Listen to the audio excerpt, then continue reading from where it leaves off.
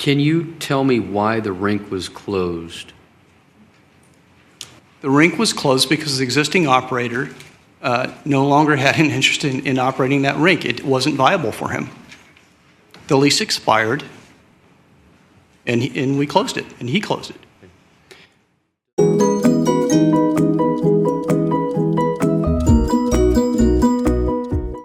After struggling financially for more than a decade, the ice rink finally closed in 2013. The rink was closed over 2 years ago because it is not a financially viable enterprise.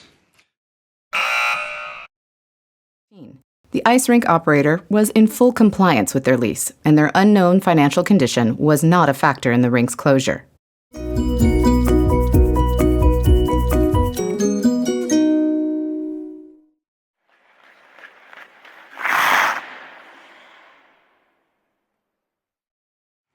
You actually get $11.3 million opportunity cost. And then if you use this, you got up almost $10 million. So that is exactly correct. Okay. Yes.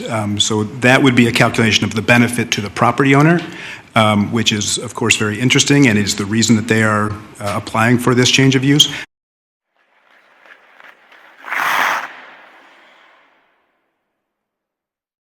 Bridgepointe will donate $3 million to the city of San Mateo to fund city recreational opportunities, new tax revenue for city services. Well, the city will receive additional benefits such as incremental taxes, and will also receive, of course, the substantial payment from SPI to support recreational opportunities for the citizens of San Mateo. You're saying that the $3 million would be a great thing for the city to meet its unmet recreational needs. The residents here in San Mateo recently received our winter activity package that's offered by the city, and I think there are hundreds of different classes. The only one that I saw that was missing was an ice rink. So I would think that if you were trying to meet unmet recreational needs, you've got the perfect opportunity to do so.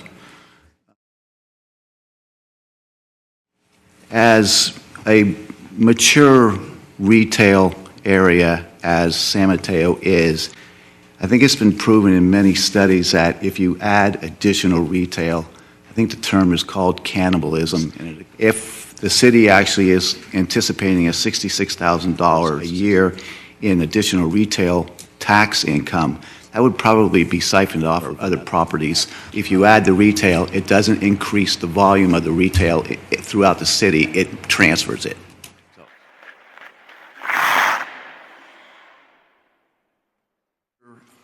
in your company's cover letter, the author of the letter said, quote, another ice rink or similar private recreational provider would be suboptimal in every respect. Back in 2005, when your team was putting together what bid to offer for this property, didn't they take into account the fact that 10% of the retail space had this usage restriction on it? Absolutely. If that restriction did not exist, you would have probably had to pay more for that property, right?